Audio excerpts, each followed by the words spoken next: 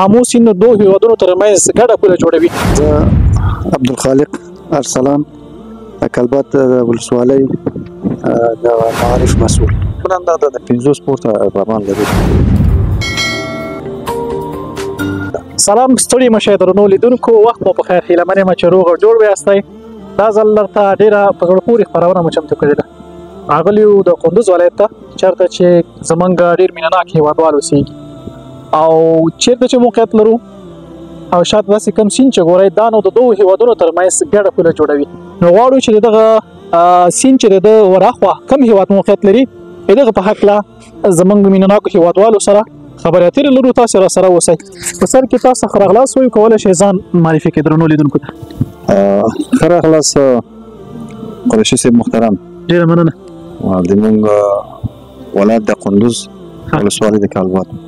زه حاجي ګل محمد ارباب په دې کلبات ولسوالۍ په یو کلي کې ارباب یم. ډېره ښه. مشران د دغه ساحې په هکله معلومات راته راکړئ لیدونکو ته.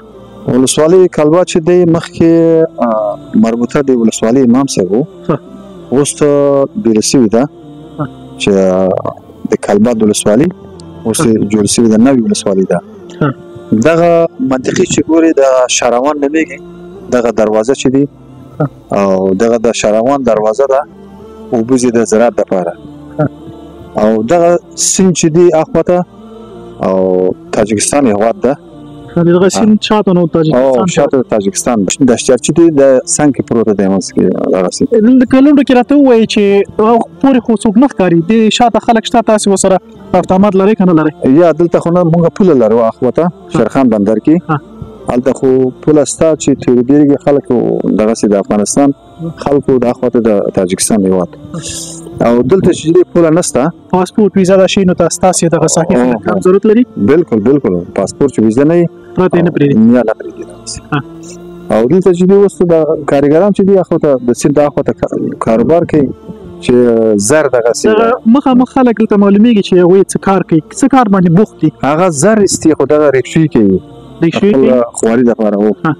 هغه نو سره زر واسي، سره زر واسي و. او دلته خو ستره و په دې سیند کې دا اوس اوسنی کار نه ده.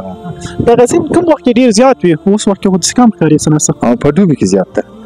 اوس خو نه، په دوبي کې زیاتېږي دغه اوبه، زیات به زیات اوبه، خو اوس اوبه نشته چې اوس خو کمه ده، هغه وخت بیا زیات. مننه تاسو بېرته راګرځو درنو لیدونکو. لکه څنګه چې حاجي صاحب یادونه وکړه، دغه ساحه بیا شاروان په نامه ده، خو دا سیند کوم سیند دی؟ د آمو سیند دی، کوم چې زموږ درانه هېوادوال په جغرافي درسونو کې لولي. آمو سیند د دوه هېوادونو ترمنځ ګډه پوله جوړوي. او راځو د دغه ولسوالۍ چې تازه جوړه شوې ولسوالۍ ده د کلبات په نامه، دغه ولسوالۍ د پوهنې امر قدرمن ورور موږ سره ولاړ دی. له ده سره به خبرې وکړو. په سر کې په خپله ژبه موږ ته ځان معرفي کړو. السلام علیکم ورحمت الله وبرکاتو. قریشي محترم، مننه کوو تاسو نه چې دلته راغلي زموږ ولایت ته او خصوصا زموږ د کلبات ولسوالۍ ته. بس خوشحاله یو او ښه راغلاست وایو. زه عبدالخالق ارسلان د کلبات ولسوالۍ د معارف مسؤل. ډېره ښه ده. که د مکتبونو نومونه واخلئ، څو مکاتب دي پکې د شاګردانو په هکله؟ موږ لرو تقریبا 15 مکتبونه لرو. په دې کې تقریبا 9 لیسې دي، تقریبا یو 6 متوسطه ده او نور ابتدایه ده. دغه 15 مکتبونه لرو او تقریبا شاوخوا 15,000 پورې شاګردان لرو دغه مکتبونو کې، وناسیه سره او مدرسې هم لرو. په دې وناسیه نو تر شپږم ټولګي پورې دي. پورته څه معلومات دی چې کله به شروع شي؟ هغه امید شته، او زه خاص موږ ته معلومات نشته چې څه وخت شروع کېږي، څه وخت نه شروع کېږي، او مشرانو طرف نه بس امر ثاني ته منتظر دي نو، او انشاءالله داسې امیدواري شته چې دا شروع شي. ستاسې خو د مکاتبو تر څنګ مدرسې هم اداره کوئ، د هغوی په هکله که څه لیدونکو ته ووایئ؟ او بالکل مدرسه هم لرو، تقریبا 55 مدرسې لرو. هغه رسمي ده، او تقریبا په دې 55 مدرسو کې 20 د الفاظونه دي، او نور دغه کتابونه دینی مدرسې کتابونه وایي په درجه کې. ډېره ښه ده قدرمن عامر صاحب. خوشحاله اوسئ. مننه تاسو ته مننه کوو چې زموږ ساحې ته راغلئ. کوم آباد قدرمن لیدونکو د دوی مورنۍ ژبه دري ده. ما مجبوره کوم چې تاسو پښتو وایي. زموږ درانه لیدونکي پښتانه دي پښتو وایي. اکثره لیدونکي نو بیا دري باندې نه پوهېږي. نو په دې خاطر بله خبره ده چې زموږ د څلورو واړو مورنۍ ژبه چې ده دري ده. موږ پښتو غږیږو ستاسې په خاطر. ارباب صاحب ته راګرځو. ارباب صاحب محترم کوم قومونه اوسېږي په کلباد ولسوالۍ کې؟ د کلباد ولسوالۍ چې دی مختلف قومونه دي. عرب قومونه اوسېږي، ازبک دي او هزاره دي، دغه پشهی دي او پښتون دي، ګوجور دي. دغه اوسېږي دغه قومونه شپږ وجبه دغه قومونه اوسېږي. د دغه مشرانو ترمنځ د ملک صاحبانو ترمنځ دوی ترمنځ کله ګډونه وکړي څه کوم شوراوي شی لري تاسې؟ لرو انشاءالله ښه هماهنګي لرو. په هر قوم کې ښه هماهنګي لرو انشاءالله. کوم چې جرګه سي انشاءالله به مشران به راځي به جرګه کوو. څو مخورو مشران نومونه که واخلئ تاسې؟ ارباب صاحب اعظم دی او دا هم ډېر تکړه دی او ارباب امان کولدامان کې اوسېږي او حاجي صاحب غفور دی د کلبات کې اوسېږي او داسې مشران ډېر سته. بل اندازه د 50 پورته اربابان لرو دلته.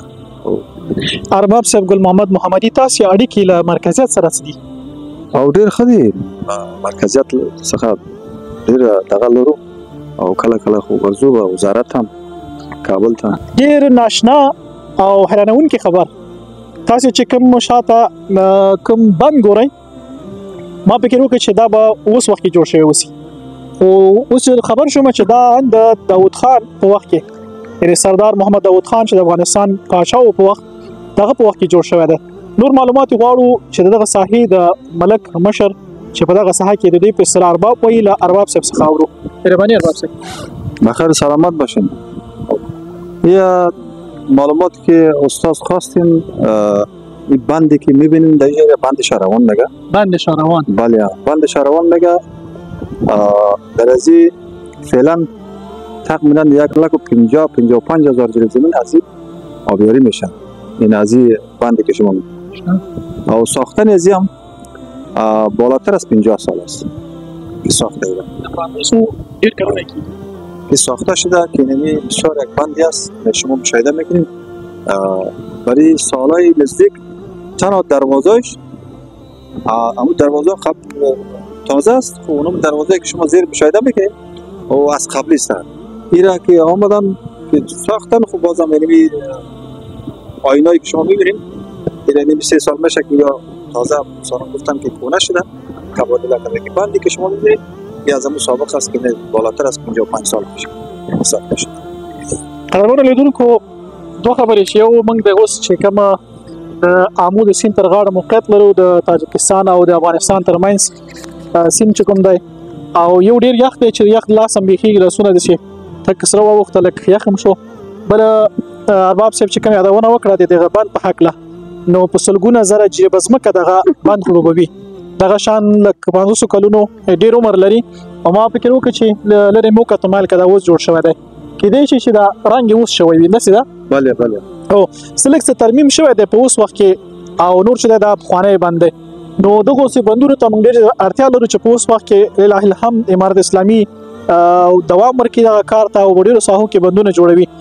او موږ د مالک صاحب څخه مننه کوو چې لږ څه معلومات یې موږ ته راکړه. نو تر بیا چې ستاسې په درانه چوپړ کې حاضرېږم زه احسان الله قریشي له تاسو اجازه غواړم. هر چیرې چا څخه د بریالي اوسئ. زموږ ویډیو ډاونلوډ کړئ تر څو هغه وخت کې چې تاسې نت نه لرئ هم وګورئ. دغه شان لایک شیر او کمنټ یاد مه باسئ. چینل سبسکرایب کړئ له نورو ملګرو سره شریک کړئ. ډېره زیاته مننه.